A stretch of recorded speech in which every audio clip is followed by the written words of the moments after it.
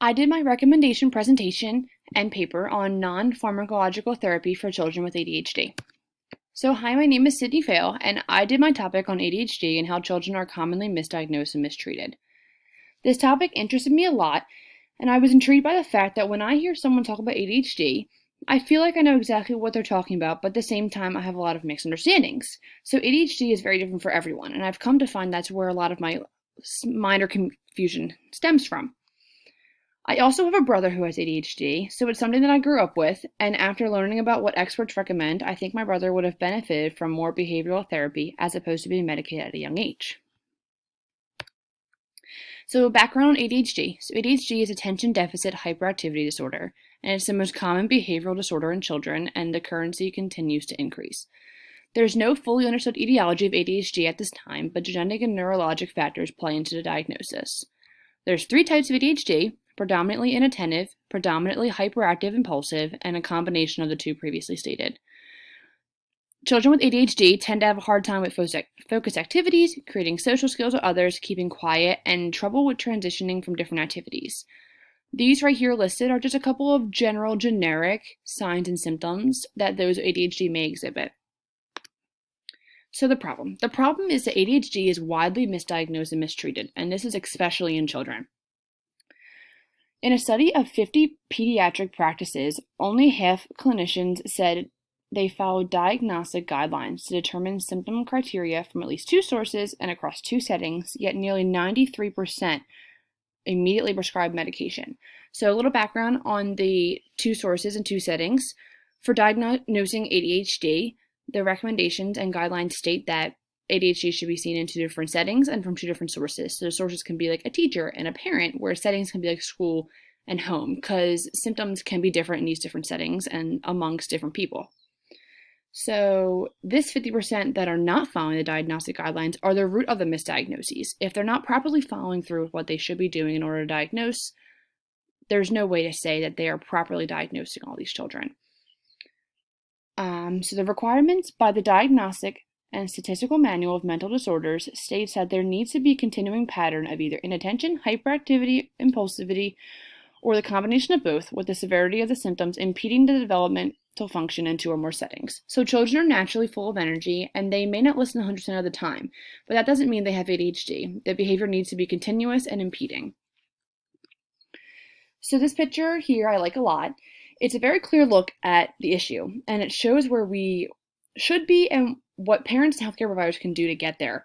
It encourages parents to ask about behavioral therapy, and it encourages healthcare providers to be familiar with nearby counseling options so that when they do diagnose a child, especially a young child with ADHD, they have somewhere they can send their patient to get these proper interventions. So the cause and the effect. The cause is improper treatment is due to improper diagnosis, due to healthcare providers using improper assessments and observation tools to confirm ADHD.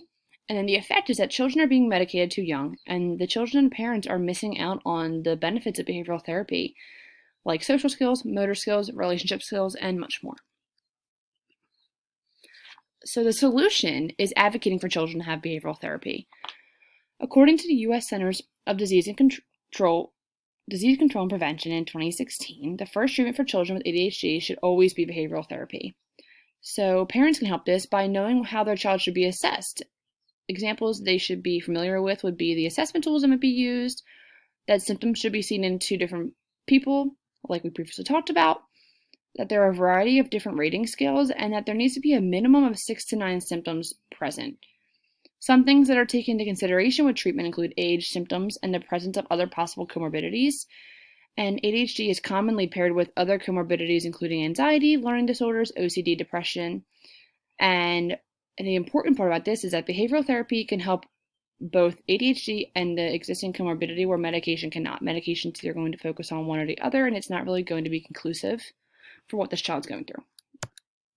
This video here shows what experts like the Children and Adults with ADHD and the Child Mind Institute say about the recommendations of behavioral therapy, and this guy has a really good summary of it. Let's talk about behavioral treatments for kids with the ADHD. There are two kinds of behavioral interventions that can help children with ADHD manage their symptoms of hyperactivity, impulsiveness, and inattention. Parenting skills training, or behavioral parent management training, teaches parents to give immediate and positive feedback for behaviors they want to encourage and ignore or redirect behaviors that they want to discourage. They may also learn to structure situations in ways that support desired behavior. Learning stress management techniques can benefit parents of children with ADHD by increasing their ability to deal with frustration so that they can respond calmly to their child's behavior. Now, skills-based training teaches children techniques they can use to stay on top of their schoolwork and manage their responsibilities at home. This kind of training, which is done by learning specialists, teaches kids skills to maximize their strengths and compensate for their weaknesses. For example, children who have trouble finishing things and staying organized can learn techniques for completing tasks, keeping track of assignments, and getting their schoolwork done. These ADHD therapies don't affect the core symptoms, but they teach children skills they can use to control them. Some focus on strategies for staying organized and focused, and others aim at cutting down on the disruptive behaviors that can get these children into trouble at school, make it difficult for them to make friends, and turn family life into a combat zone. Some children, especially those with severe ADHD symptoms, benefit from behavioral therapy along with medication. For others, the training may make enough of a difference to enable them to succeed in school and function well at home without medication. Now, one important reason for kids to participate in behavioral therapy, whether or not they also take medication, is that ADHD medications stop working when you stop taking them, while behavioral therapy can teach children skills that will continue to benefit them as they grow up. Okay, and for my research process, Google Scholar helped me to find a lot of great sources like the ones listed here on this slide. These sources were revisited countless times to find such good and useful information and to ensure that I was getting the best information to put into this project. And these are my sources.